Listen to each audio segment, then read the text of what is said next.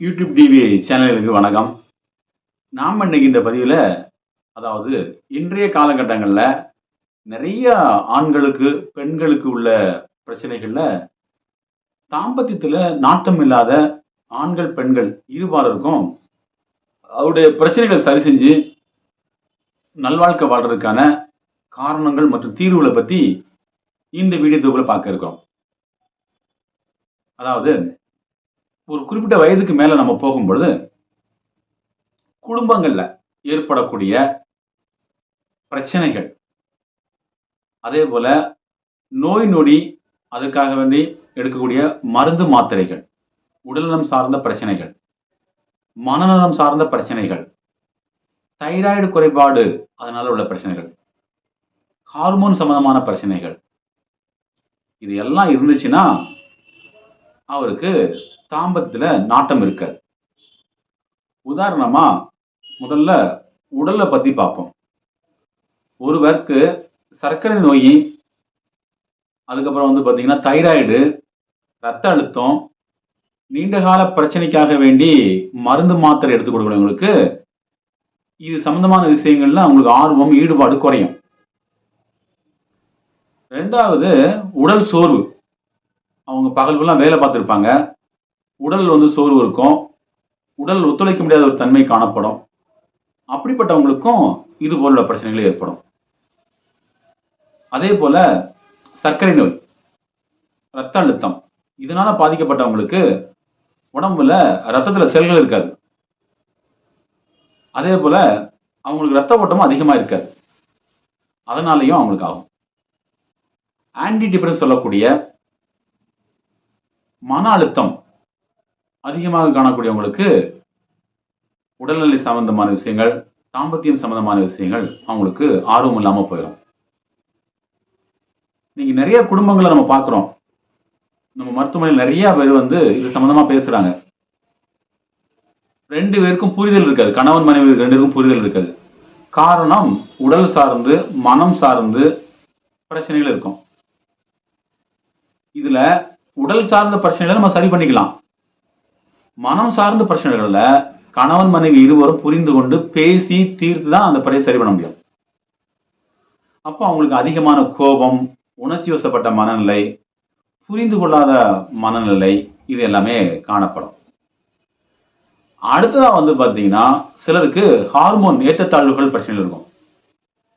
ஆண்களுக்கு பாத்தீங்கன்னா டெஸ்டோஸ்டெரான் சொல்லக்கூடிய ஹார்மோன் சுரப்பு குறைவு ஏற்பட்டால் தாம்பத்தியத்துல நாட்டம் இருக்காது.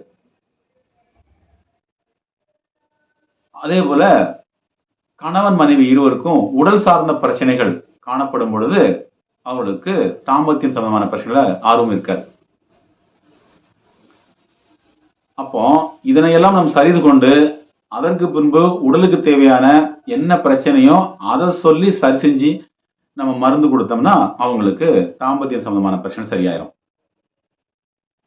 அப்போ ஒருவருக்கு அடிப்படை காரணம் என்னன்னு பார்த்தீங்கன்னா உடல் நலம், மனநலம், இந்த ரெண்டும் கலந்த ஹார்மோன் சம்பந்தமான பிரச்சனை இருக்கிறவங்களுக்கு கண்டிப்பா தாம்பத்தியத்துல ஆர்வம் இருக்காது.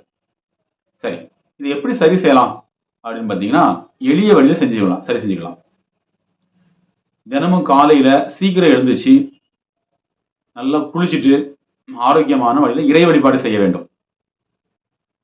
இரண்டாவதாக, சிறிது நேரம் உடற்பயிற்சி செய்யணும். நல்லா உடம்புல வேற வரைக்கும் உடற்பயிற்சி செய்யணும். அதற்கு பிறகு விட்டு பொறுத்துக்கூடிய தன்மையை வளர்த்துக் கொள்ள வேண்டும்.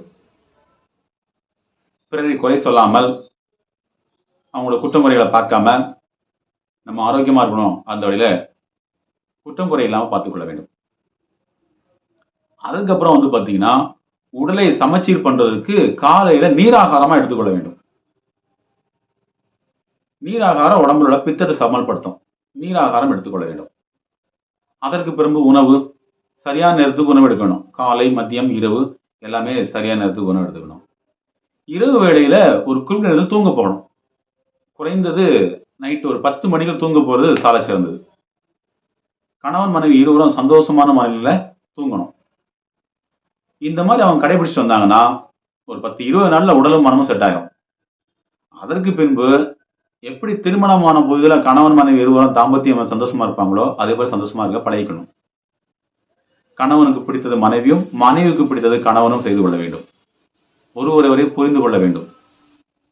அப்படி இருந்துச்சுன்னா, இந்த தாம்பத்திய வாழ்க்கையானது எல்லோருக்கும் இனிக்கும்.